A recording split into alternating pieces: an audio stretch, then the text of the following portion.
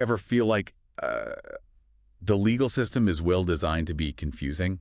Yeah. Like you need a law degree just to understand what's going on? Mm-hmm. Today, we're diving into a case that actually changed how Canadian courts work, making things hopefully a bit less intimidating for the average person. Less than a headache for everyone, really. Exactly. And it all revolves around something called summary judgment. Okay, summary judgment. Hmm. Before we get into the weeds here, what does that even mean? So imagine you have a legal dispute, right? Yeah. But instead of going through a full-blown trial, a judge makes a decision based on the evidence that's already been presented. Interesting. It's like a fast-track option, you could say, for cases that don't need the whole courtroom drama. So how does this connect to the case we're looking at today? This case, Freiniak v. Malden, basically set a precedent for using summary judgment more often. Okay. And it all started with a group of investors. They handed over a significant chunk of money. We're talking over $1 million. Oof. That's a lot of money. Right. To some Canadian traders. Okay, so we've got investors, we've got traders, we've got $1 million. What could possibly go wrong? Well, you can probably guess. Yeah, doesn't sound good. The money vanished. Oh, no. And the investors cried foul, alleging fraud. So this wasn't just a simple case of an investment gone wrong. Not at all. Yeah. It became a landmark case that forced Canadian courts to rethink how they operate. Really? The Supreme Court, in their decision, basically said, let's not make things more complicated than they need to be. Okay. They wanted to make the system more efficient, more accessible. And that's where summary judgment comes in. Exactly. Freiniak v. Malden paved the way for courts to use this kind of legal shortcut. Yeah. More liberally, you could say, making justice a little less elusive, especially for those who can't afford these, drawn-out legal battles. This is where it gets really interesting for, I think, anyone who's ever felt overwhelmed by the legal system. Definitely. So we're going to break down exactly how this case changed the game and what it means for, you, me, and everyone else. Exactly. Stick around. So before Freiniak v. Malden was getting a summary judgment, like winning the lottery, was it that rare? It was pretty uncommon, you could say, that the courts back then, they were really hesitant to use summary judgment. It was like their default setting was always a full trial, even for cases that, on the surface seemed pretty straightforward. Which I can imagine would make things incredibly expensive and time-consuming. Absolutely. For everyone. For everyone involved, yeah. So Freiniak v. Malden, kind of like a wake-up call for the Canadian legal system. Yeah, you could definitely say that the Supreme Court was basically saying, hey, there's a better way to do this.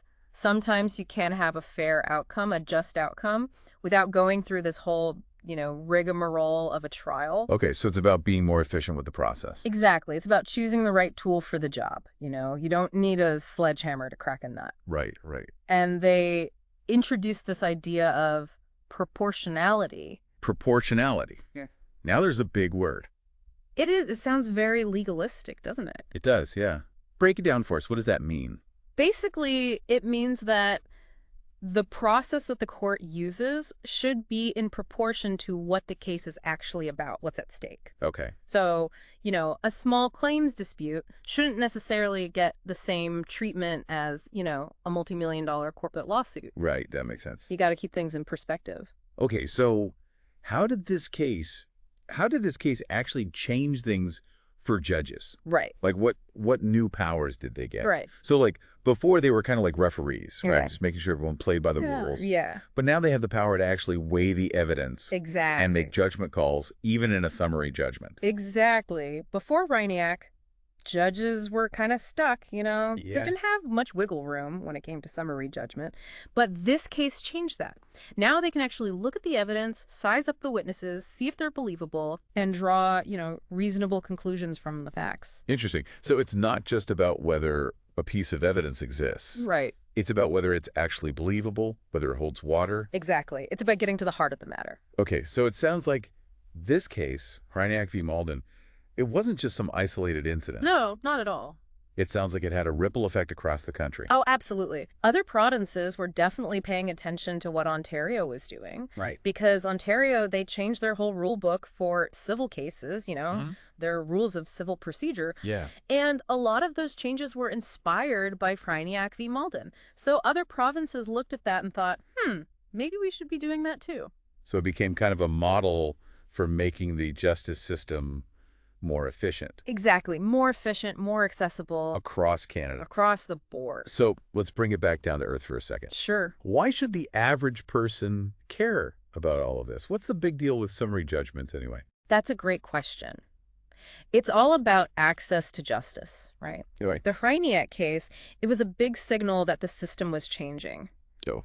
It was becoming less about, intimidating procedures and more about making sure that everyone has a fair shot, even if they can't afford to, hire a team of lawyers and go through a 5-year trial. So it's kind of like the legal system got an upgrade, made it a little more user-friendly. That's a great way to put it. It's about making justice more attainable for everyone.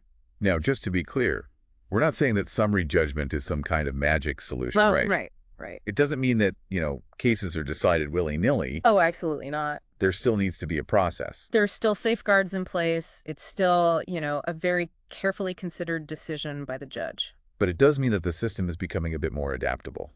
Exactly. It's about finding the right balance, Right. between efficiency and fairness, making sure that everybody's rights are protected. Okay, so if someone out there is listening and they're thinking, hey, this summary judgment thing, maybe that applies to my situation. Yeah. They shouldn't be afraid to, ask about it, learn more about it. Absolutely not. It's becoming a more common tool, Yeah. Judges are using it more often, so it's definitely worth knowing about. And it all goes back to that idea of proportionality, right? Yeah, exactly.